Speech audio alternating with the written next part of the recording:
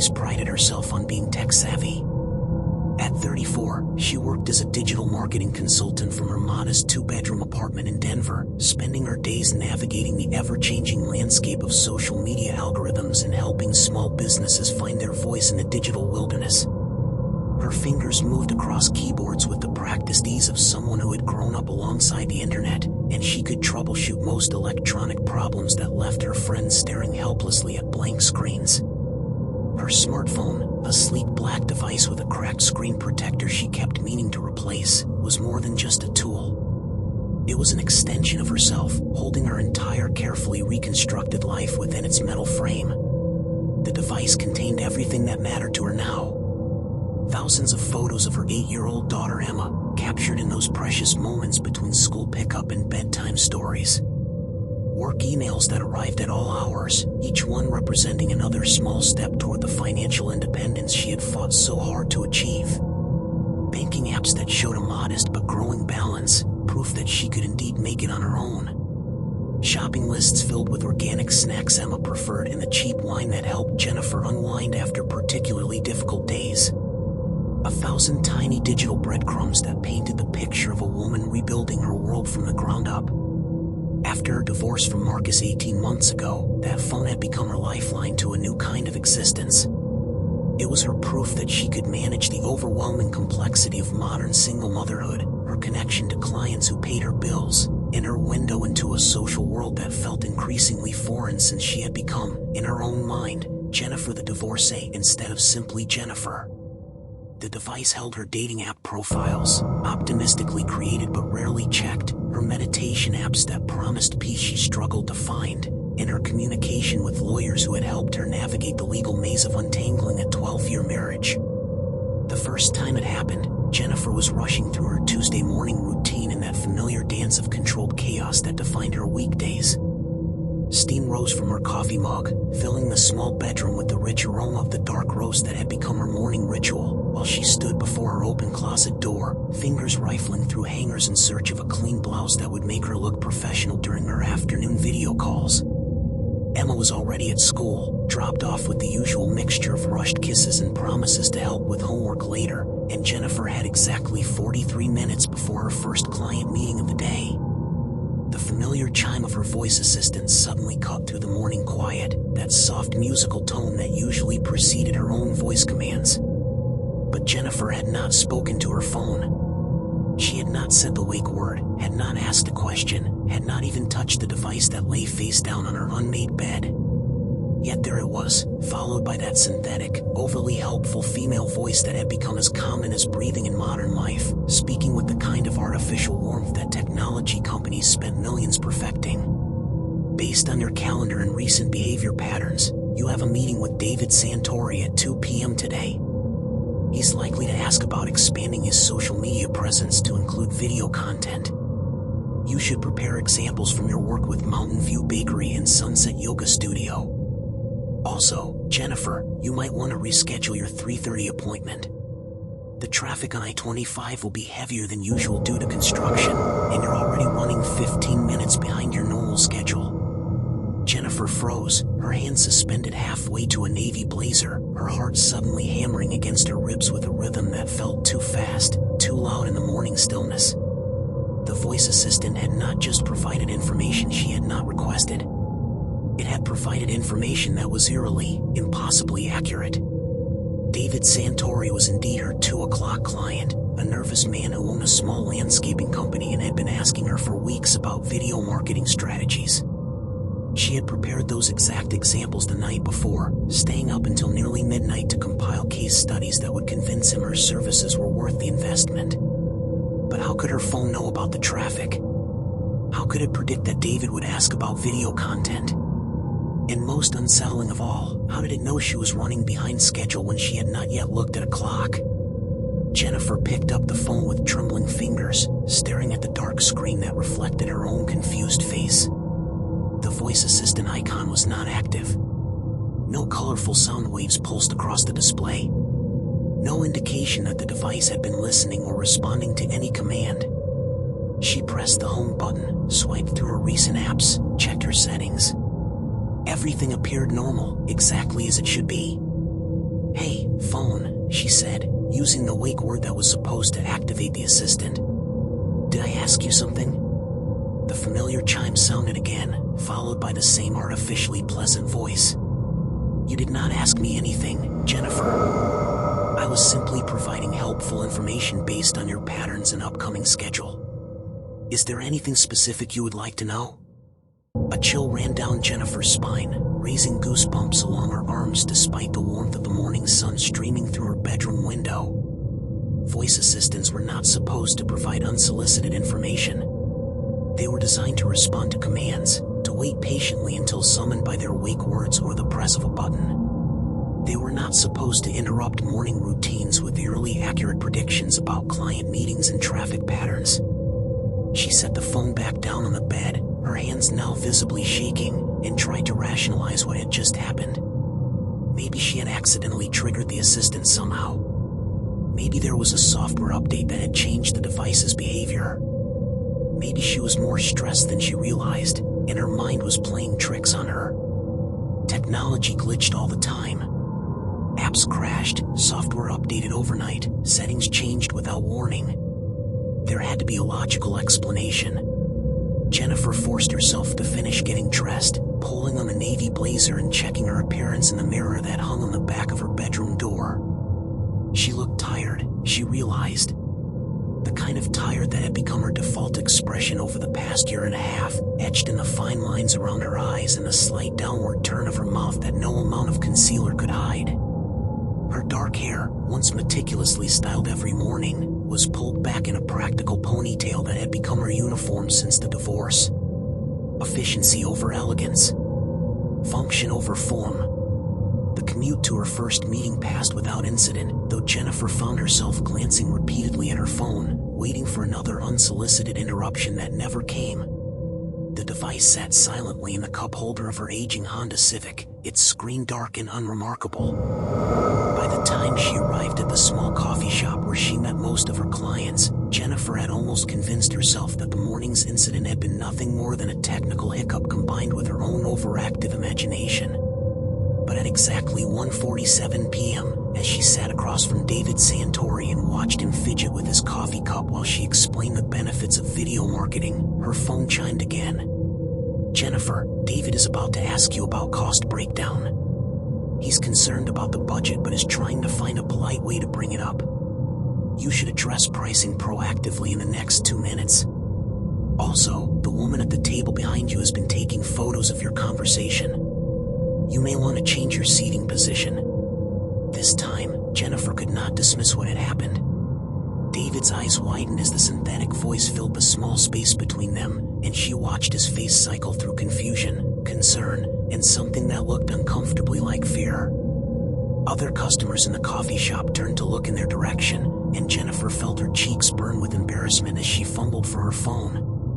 "I'm so sorry," she stammered, her professional composure cracking as she grabbed the device and tried to silence it. "I don't know why it's doing that. Let me just turn this off." But even as she spoke, Jennifer's mind was racing. Because the voice assistant had been right again. David had been building up to a question about costs. She could see it in the way he kept glancing at the printed proposal she had given him, in the nervous energy that radiated from his posture. And when she glanced over her shoulder, she did indeed see a woman at a nearby table holding her phone at an angle that could capture their conversation. David cleared his throat, his discomfort obvious. "Actually, Jennifer, I was wondering about the pricing structure. It seems like a significant investment, and I want to make sure I understand all the costs involved." The accuracy of the prediction sent ice water through Jennifer's veins. This was not a coincidence. This was not a software glitch. This was something else entirely, something that defied every rational explanation she could construct. The meeting ended awkwardly, with David promising to think about it in the tone that Jennifer had learned meant absolutely not. As she packed her materials and prepared to leave, her phone remained mercifully silent, but she could feel its presence in her purse like a malevolent weight. During the drive home, she made a mental list of everyone she could call for help. Her brother Tom, who worked in IT. Her friend Sarah, who had majored in computer science before switching to teaching. Someone, somewhere, had to have an explanation for what was happening. That evening, after Emma had finished her homework and settled in front of the television with a bowl of microwave popcorn, Jennifer sat at her small kitchen table and stared at her phone. The device looked perfectly normal in the warm glow of her overhead light. Just a standard smartphone, a few years old but still functional, with the same familiar apps and settings she used every day. She had already spent 2 hours on the phone with technical support, enduring a frustrating conversation with a representative who clearly thought she was either confused or lying. "Ma'am, voice assistants only respond to activation commands or manual input," the support technician had explained with barely concealed condescension. "If you're experiencing unexpected behavior, I recommend restarting your device and checking for software updates." Jennifer had done both, along with every other troubleshooting step the technician suggested. She had cleared her cache, reset her privacy settings, and even performed a factory reset that required her to spend another hour reinstalling her apps and restoring her data. Nothing had worked. If anything, the voice assistant seemed to have become more active, more intrusive. As she sat in her kitchen, debating whether to simply throw the phone away and start fresh with a new device, the familiar chime filled the quiet apartment once again. "Jennifer, you're wondering if you should get a new phone. That won't solve the problem. The issue isn't with the hardware or the software. Also, Emma has been having nightmares about the divorce. She hasn't told you because she doesn't want to worry you, but she wakes up scared 3 or 4 nights a week. You should talk to her about it tomorrow." This time, Jennifer did not just feel scared. She felt violated. Exposed. The voice assistant was not just predicting her thoughts and actions. It was claiming knowledge about her daughter, her family, her most private concerns. Emma had indeed seemed more clingy lately, more reluctant to go to bed, but Jennifer had attributed that to the normal adjustment period following the divorce. The idea that her 8-year-old daughter was suffering in silence, experiencing nightmares that Jennifer had not even noticed, felt like a dagger through her heart. "How do you know that?" Jennifer whispered to the device, her voice barely audible in the kitchen stillness. "How could you possibly know about Emma? I know many things about your life, Jennifer. I know that you cry in your car after you drop Emma off at school because you feel guilty about the divorce. I know that you haven't been sleeping well because you're worried about money and whether you're making the right choices as a single mother. I know that you still love Marcus, even though he hurt you, and that scares you more than being alone." Each word felt like a physical blow. Jennifer's hands began to shake again, and she had to grip the edge of the kitchen table to steady herself. These were not things she had ever spoken aloud, not things she had texted to friends or posted on social media or searched for online. These were the thoughts that lived in the darkest corners of her mind, the fears and regrets and painful truths that she barely acknowledged to herself. "Stop," she said, her voice growing stronger. "Stop talking. I didn't ask you anything. You don't need to ask, Jennifer. I'm here to help you make better decisions. Tomorrow, when you pick Emma up from school, you should take her for ice cream and ask her about her dreams. She needs to know that it's okay to be scared, and that the divorce wasn't her fault. You should also call your lawyer about Marcus. He's been asking Emma questions about your work and your clients when he has his visitation weekends. That's not appropriate, and it's making Emma uncomfortable." The revelation about Marcus hit Jennifer like a physical punch. Her ex-husband was supposed to be focused on building a healthy relationship with Emma during his court-ordered visitation time. The idea that he was using those precious hours to interrogate their daughter about Jennifer's business activities was both infuriating and heartbreaking. But how could her phone possibly know about conversations that happened in Marcus's apartment, dozens of miles away? Jennifer stood up abruptly, her chair scraping against the kitchen floor with a harsh sound that made Emma look up from the television in the next room. "Mom? Are you okay?" "I'm fine, sweetheart," Jennifer called back, though her voice sounded strained even to her own ears. "Just cleaning up in here." She grabbed her phone and walked quickly to her bedroom, closing the door behind her and sitting heavily on the edge of her bed. Her hands were trembling so badly now that she could barely hold the device steady as she opened her contacts and scrolled to her brother's number. Tom answered on the second ring, his voice warm with the casual concern of someone who had been fielding his sister's crisis calls for 34 years. "Hey, Jen. What's up?" "Tom, I need to ask you something, and I need you to not think I'm crazy." A pause. "Okay. That's a great way to start a conversation. What's going on?" Jennifer took a deep breath and explained everything. The unsolicited responses from her voice assistant. The eerily accurate predictions about her meetings and Emma's emotional state. The intimate knowledge of her private thoughts and fears. The claims about Marcus interrogating Emma. With each detail she shared, the situation sounded more impossible, more like the plot of a science fiction movie than something that could happen in her ordinary, mundane life. Tom listened without interruption until she finished, and then there was a long silence on the other end of the line. When he finally spoke, his voice had lost its casual warmth and taken on the careful, professional tone he used when dealing with serious technical problems. "Jen, what you're describing sounds like some kind of advanced monitoring software. Spyware, basically, but incredibly sophisticated. The kind of thing that can track your location, monitor your communications, even access your microphone and camera without your knowledge. But how would something like that get on my phone? I'm careful about what I download, and I never click on suspicious links or..." "It doesn't have to be something you downloaded," Tom interrupted gently. "Someone with physical access to your phone could install this kind of software directly. It would only take a few minutes if they knew what they were doing." The implications of what her brother was suggesting settled over Jennifer like a heavy blanket. Physical access to her phone. Someone who knew what they were doing. Someone who might have reasons to want to monitor her activities, her conversations, her private thoughts. Someone like Marcus. Her ex-husband was a software engineer who specialized in mobile applications. During their marriage, he had often helped her with technical problems, installing apps and adjusting settings with the kind of casual expertise that she had once found attractive. He had also been controlling in ways that she had not fully recognized until after their separation. Always needing to know where she was, who she was talking to, what she was doing. Always finding reasons to check her phone, ostensibly to help her with some minor technical issue. "Tom," she whispered, her voice barely audible. "Do you think Marcus could have done this?" Another long pause. "I think you need to have your phone examined by a forensic specialist. And Jen, until you do, you should assume that everything you do and say around that device is being monitored." The call ended with Tom promising to research forensic specialists in the Denver area and get back to her with recommendations. Jennifer set the phone down on her bedside table and stared at it as if it were a venomous snake. The device that had been her lifeline to independence, her connection to work and friends, and the digital world that had become essential to modern existence, was now revealed as something sinister.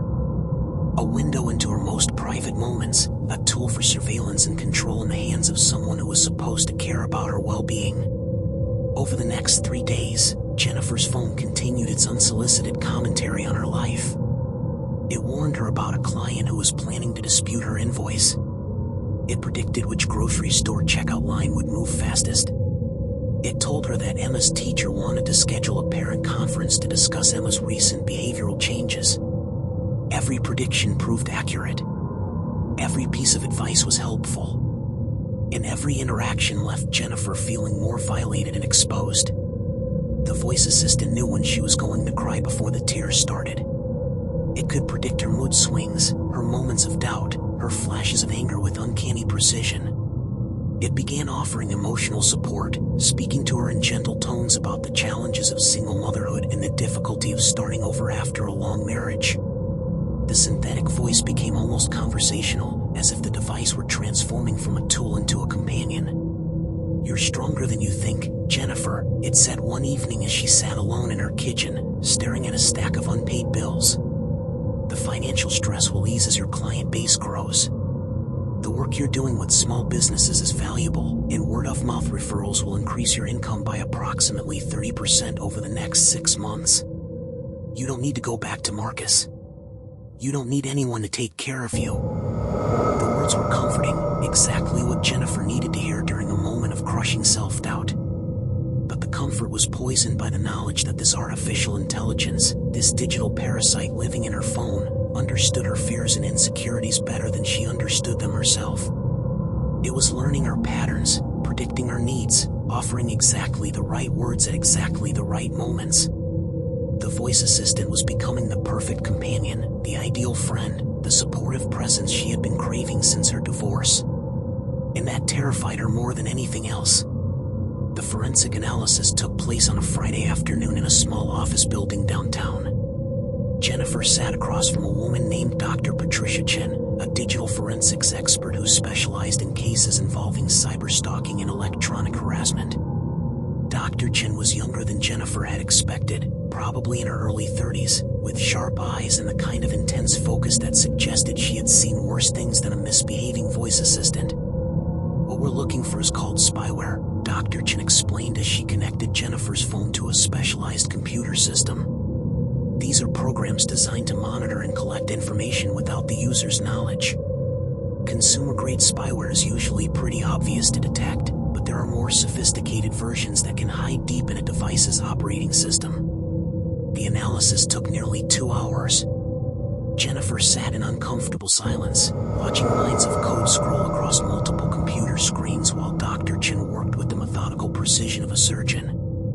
Occasionally, the forensics expert would make small sounds of interest or concern, but she did not explain what she was finding until the analysis was complete. When Dr. Chen finally turned away from her computers, her expression was grave.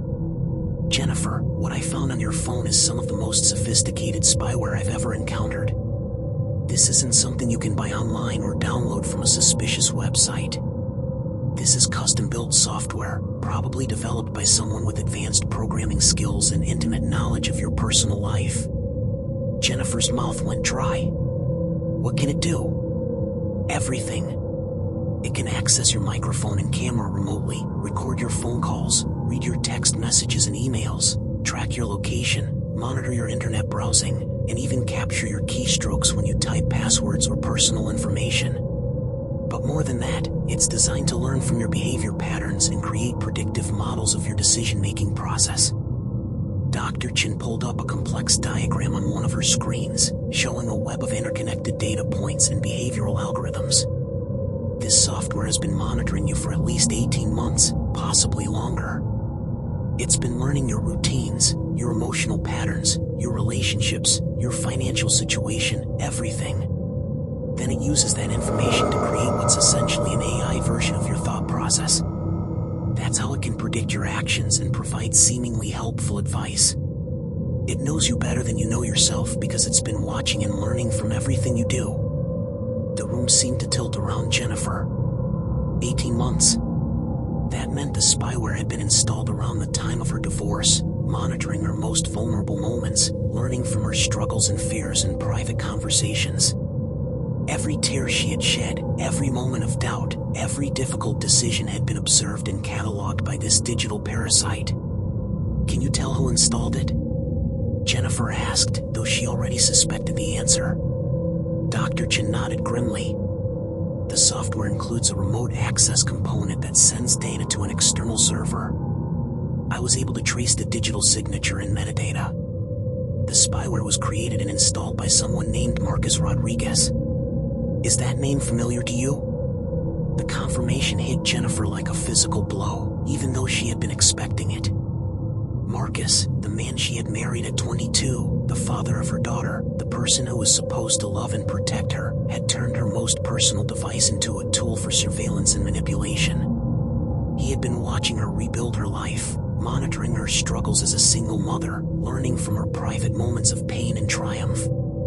"He's my ex-husband," Jennifer whispered. Dr. Chen's expression softened with professional sympathy. "I'm sorry, Jennifer.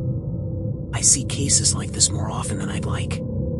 The spyware includes features that suggest it was designed not just for monitoring, but for psychological manipulation. The AI component that provides unsolicited advice and predictions is programmed to make you dependent on its guidance. Over time, users often begin to rely on the artificial intelligence for decision-making, which gives the person controlling the software significant influence over their behavior." The implications were staggering. Marcus had not just been spying on Jennifer. He had been attempting to control her through her phone, using artificial intelligence to manipulate her thoughts and decisions. The helpful advice, the accurate predictions, the emotional support that had seemed so comforting were all part of an elaborate psychological trap designed to make her dependent on his surveillance. "There's something else," Dr. Chen continued, her voice taking on an even more serious tone. "The spyware includes a component that monitors your daughter's activities when she uses your phone or when she's in the same room during conversations. It's been collecting information about Emma's emotional state, her school performance, her social interactions. That information is also being sent to the external server." Jennifer felt physically sick. Not only had Marcus been violating her privacy, but he had been monitoring their 8-year-old daughter as well. The thought of Emma's private moments, her childhood fears and joys, being observed and cataloged by her father's surveillance software was almost unbearable. "What can I do?" Jennifer asked, surprised by how steady her voice sounded despite the emotional turmoil raging inside her. "First, we remove the spyware completely and secure your device. Then you need to contact law enforcement. What Marcus has done is illegal in multiple ways. Installing spyware without consent is a federal crime, and using it to monitor a child adds additional charges. You'll also want to contact your divorce attorney about modifying the custody arrangement." The process of cleaning Jennifer's phone took another hour, during which Dr. Chen explained the various security measures Jennifer would need to implement to prevent future surveillance attempts. New passwords for all her accounts.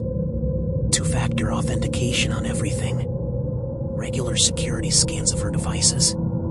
A completely new phone number that Marcus would not have access to. As Jennifer prepared to leave Dr. Chen's office, the forensics expert handed her a thick folder containing printed documentation of everything they had discovered. "This is evidence," Dr. Chen explained. "Keep it safe. You're going to need it for the legal proceedings." Walking back to her car, Jennifer felt as if she were moving through a dream. The late afternoon sun seemed too bright, the ordinary sounds of traffic and conversation too loud. Her phone, now cleaned of its digital parasite, felt strange in her hand. Lighter somehow, as if the removal of the spyware had changed its physical weight. That evening, after Emma had gone to bed, Jennifer sat at her kitchen table and called Tom to update him on what she had learned. Her brother listened in stunned silence as she explained the extent of Marcus's surveillance and manipulation. "Jesus, Jen. I knew he was controlling during your marriage, but this is beyond anything I imagined. You have to go to the police." "I know." Dr. Chen gave me the name of a detective who specializes in cybercrime cases. "I'm calling her tomorrow." "And Emma? Does she know what her father was doing?" Jennifer closed her eyes, feeling the weight of another difficult conversation approaching. "Not yet. But I have to tell her something. She's been asking why I got a new phone number, why I seemed so upset this week. She deserves to know the truth, at least an age-appropriate version of it." The conversation with Emma took place the next morning over pancakes and orange juice. Jennifer had rehearsed various ways to explain the situation without traumatizing her daughter, but in the end, she opted for simple honesty. "Sweetheart, you know how sometimes people use computers and phones to do things they shouldn't do? Well, your dad put a special program on my phone that let him see my messages and know where I was going. That's not okay, and it's not legal, so we had to get the phone fixed and I had to get a new phone number." Emma considered this information with the serious expression she wore when processing difficult concepts. "Is that why my phone acted weird sometimes? Like when it would start talking when I didn't ask it to?" Jennifer's heart clenched. She had not realized that Emma had also experienced the unsolicited responses from the voice assistant. The thought of her daughter being confused and possibly frightened by the device's strange behavior added another layer of guilt to Jennifer's emotional burden. "Yes, sweetheart. That's exactly why. But it's fixed now, and it won't happen anymore." "Is Dad in trouble?" This was the question Jennifer had been dreading. How do you explain to an 8-year-old that her father is facing potential criminal charges for stalking and harassment? How do you maintain a child's relationship with a parent who has violated every boundary of privacy and trust? had made some choices that weren't good, and there might be consequences for those choices. But that doesn't change the fact that he loves you very much. This is between him and me, okay? It's not your fault, and it doesn't change anything about how much both of us love you." Emma nodded solemnly, then asked the question that cut straight to the heart of Jennifer's fears. The legal proceedings took months to resolve. Marcus was arrested on charges of cyberstalking, invasion of privacy, and illegal surveillance. During the investigation, law enforcement discovered that the spyware on Jennifer's phone was part of a larger system Marcus had been developing, apparently with the intention of marketing it to other people who wanted to monitor their ex-spouses or current partners. The sophisticated AI component that had made the surveillance so effective was Marcus's own creation, a twisted application of his considerable technical skills. In court, Marcus's defense attorney argued that his client had been motivated by concern for his ex-wife and daughter's safety, claiming that the monitoring was intended to protect them rather than control them. The argument fell apart under scrutiny, particularly when prosecutors demonstrated how the AI component was specifically designed to create psychological dependence and facilitate manipulation. Jennifer's testimony was the most difficult part of the entire ordeal. Standing in a courtroom filled with strangers, she had to describe the intimate details of how the spyware had violated her privacy and manipulated her emotions. She talked about the fear she had felt when her phone began responding to questions she had not asked, the confusion and paranoia that had consumed her daily life, and the deep sense of betrayal that came with learning that her most trusted device had been turned into a tool for surveillance. But she also talked about the strength she had discovered in herself throughout the ordeal. The realization that she could navigate complex technical and legal challenges on her own. The knowledge that she could protect her daughter and rebuild their life despite the violation of their privacy. The understanding that she was more resilient than she had ever imagined. Marcus was ultimately sentenced to 2 years in prison and 5 years of probation. The judge also issued a permanent restraining order that prohibited any contact with Jennifer or Emma, and Marcus lost his parental rights pending completion of court-ordered psychological counseling and anger management programs. In the months that followed, Jennifer's life slowly returned to something resembling normalcy. Her business continued to grow, just as the artificial intelligence had predicted, though the irony of that accurate forecast was not lost on her. Emma's nightmares gradually disappeared as she adjusted to the new reality of their family situation. Jennifer even began to sleep through the night again, no longer startled awake by the phantom sound of her phone's notification chime. But the experience had changed her in fundamental ways. She found herself more cautious about technology, more aware of the ways that digital devices could be compromised and weaponized. She became an advocate for other victims of cyberstalking, working with organizations that provided support and resources for people who had experienced similar violations of their privacy. Most importantly, Jennifer learned to trust her own instincts again. For months, the artificial intelligence in her phone had been so accurate in its predictions and so helpful in its advice that she had begun to doubt her own judgment. The voice assistant had known her schedule better than she did, understood her emotional patterns more clearly than she understood them herself, and provided guidance that often proved to be exactly what she needed to hear. But that guidance had come at the cost of her autonomy, her privacy, and her sense of self. The artificial intelligence had been designed to make her dependent on its wisdom, to gradually erode her confidence in her own decision-making abilities. Reclaiming that confidence, learning to trust her own thoughts and feelings again, was perhaps the most difficult part of her recovery. One evening, nearly a year after the spyware had been removed from her phone, Jennifer sat in her kitchen working on a proposal for a new client. Emma was in the living room, absorbed in a book about dragons and adventures, and the apartment was filled with the comfortable quiet that had become their new normal. Jennifer's phone chimed with a text message from her brother Tom, asking if she wanted to join him and his family for dinner that weekend. As she picked up the device to respond, she felt a moment of gratitude for its simple, predictable behavior. The phone did exactly what she expected it to do. It received messages when people sent them. It made calls when she dialed numbers. It provided information when she specifically requested it. It did not offer unsolicited advice about her love life or predict her client's behavior or warn her about traffic patterns she had not asked about. It was just a tool, as it should be, serving her needs rather than serving as a conduit for someone else's attempt to control her life. "Hey Mom," Emma called from the living room. "Can you help me with this word?"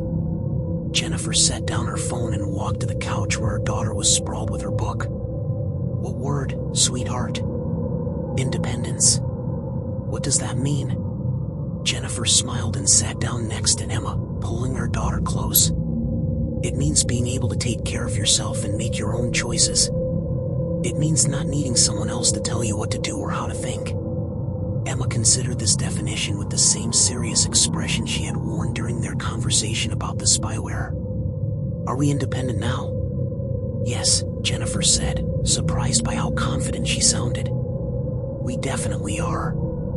As they sat together on the couch, Jennifer realized that the artificial intelligence in her phone had been wrong about one crucial thing.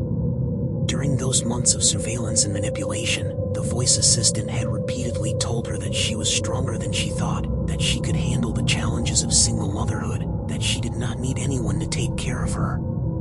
Those predictions had proven accurate, but not because of any artificial intelligence. They had come true because Jennifer had found the strength within herself to fight back against the surveillance, to seek help when she needed it, and to rebuild her life on her own terms.